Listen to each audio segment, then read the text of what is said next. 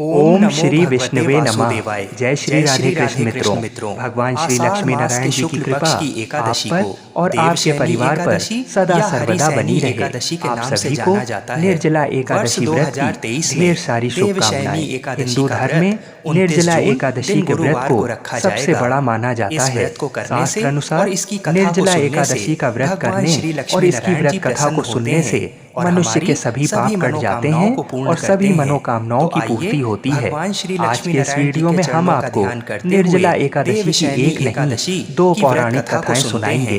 तो आइए भगवान के चरणों का ध्यान करते हुए निर्जला एकादशी की व्रत कथा को सुनते हैं। उस दिन किस देवता का पूजन होता है, उसका क्या विधान है, कृपा कर ये सब विस्तार पूर्वक बताइए। तब भगवान श्री कृष्ण जी ने कहा, हे धनुर्धर, एक बार नारद जी ने ब्रह्मा जी से यही प्रश्न पूछा था। तब ब्रह्मा जी ने कहा कि नारद, तुमने कलयुग में प्राणी मात्र के उद्धार के लिए सबसे श्रेष्ठ प्रश्न पूछा है, क्योंकि एकादशी का व्रत सब व्रतों में उत्तम होता है। इसके व्रत से सभी पाप नष्ट हो जाते हैं। इस एकादशी का नाम देवशयनी एकादशी है। ये व्रत करने से भगवान विष्णु प्रसन्न होते हैं। इस संबंध में मैं तुम्हें एक पौराणिक कथा सुनाता हूँ, उसे ध्यान पूर्वक श्रवण करो। मानधाता नाम का एक सूर्यवंशी राजा था। वह सत्यवादी, महान तपस्वी और चक्रवर्ती था। वह अपनी प्रजा का पालन संतान की तरह करता था। उसकी सारी प्रजा धन धान्य से परिपूर्ण थी और सुखपूर्वक जीवन यापन कर रही थी। उसके राज्य में कभी अकाल नहीं पड़ता था, कभी किसी प्रकार की प्राकृतिक आपदा भी नहीं आती थी। परंतु ना जाने उससे देव क्यों रुष्ट हो गए। ना मालूम राजा से क्या भूल हो गई कि एक बार उसके राज्य में जबरदस्त अकाल पड़ गया और प्रजा अन्न की कमी के कारण अत्यंत दुखी रहने लगी। राज्य में यज्ञ होने बंद हो गए।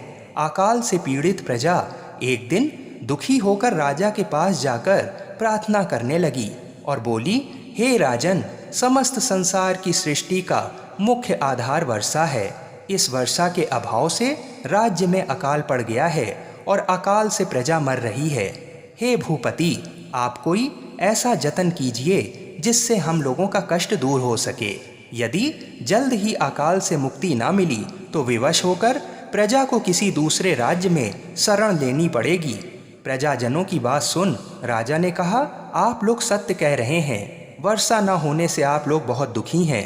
राजा के पापों के कारण ही प्रजा को कष्ट भोगना पड़ता है। मैं बहुत सोच विचार कर रहा हूँ, फिर भी मुझे अपना कोई दोष दिखलाई नहीं दे रहा। आप लोगों के कष्ट को दूर करने के लिए मैं बहुत उपाय कर रहा हूँ, परंतु आप चिंतित ना हो, मैं इसका कोई ना कोई उपाय अवश्य ही ढूंढ लूँगा। राजा के वचनों को सुन प्रजाजन चले गए। राजा मानधाता भगवान की पूजा कर कुछ विशिष्ट व्यक्तियों को साथ लेकर वन को चल दिया। वहाँ वह ऋषि मुनियों के आश्रमों में घूमते घूमते अंत में ब्रह्मा जी के मानस पुत्र अंगिरा ऋषि के आश्रम पर जा पहुँचा। रथ से उतरकर राजा आश्रम में चला गया। वहाँ ऋषि अभी नित्य कर्म से निवृत्त ही हुए थे कि राजा ने उनके सम्मुख पहुंचकर उन्हें प्रणाम किया। ऋषि ने राजा को आशीर्वाद दिया और फिर पूछा, हे राजन, आप इस स्थान पर किस प्रयोजन से पधारे हैं, सो कहिए। राजा ने कहा, हे महर्षि, मेरे राज्य में 3 वर्ष से वर्षा नहीं हो रही है। इससे अकाल पड़ गया है और प्रजा कष्ट भोग रही है। राजा के पापों के प्रभाव से ही प्रजा को कष्ट मिलता है, ऐसा शास्त्रों में लिखा है। मैं धर्म अनुसार राज्य करता हूँ, फिर ये अकाल कैसे पड़ गया, इसका मुझे अभी तक पता नहीं लग सका। अब मैं आपके पास इसी संदेह की निवृत्ति के लिए आया हूँ।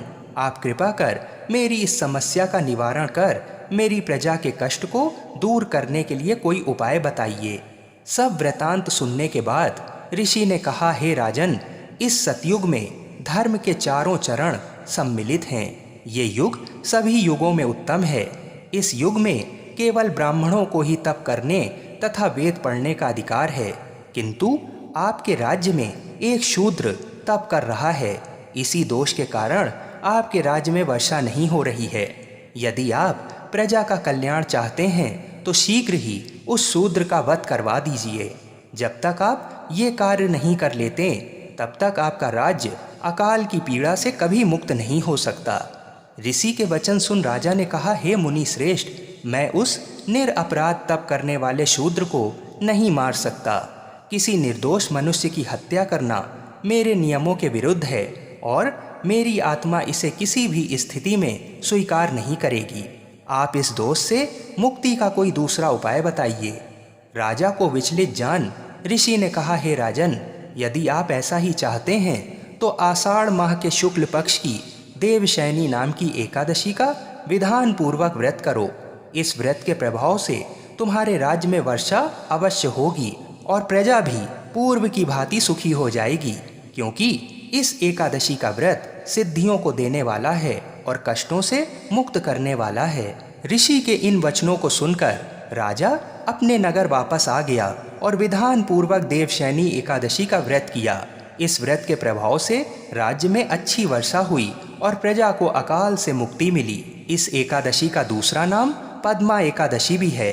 इस व्रत को करने से भगवान विष्णु प्रसन्न होते हैं, अतः मोक्ष की इच्छा रखने वाले मनुष्यों को इस एकादशी का व्रत करना चाहिए।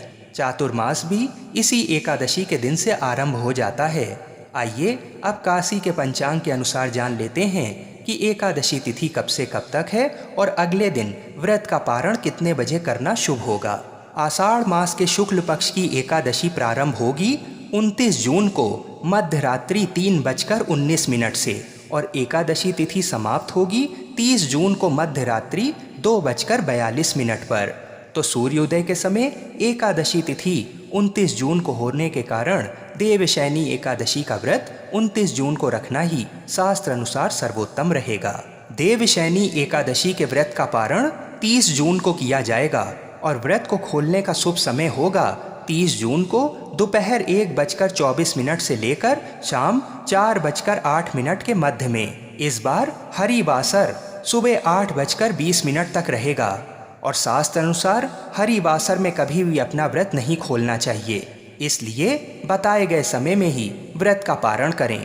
अगर किसी कारण से आप दोपहर में व्रत का पारण ना कर पा रहे हों तो सुबह 8:20 के बाद भी आप व्रत का पारण कर सकते हैं। आप सबको देवशयनी एकादशी व्रत की हार्दिक शुभकामनाएं। जय श्री राधे कृष्ण, जय श्री लक्ष्मी नारायण जी, जय श्री तुलसी सालीग्राम जी। राधे राधे।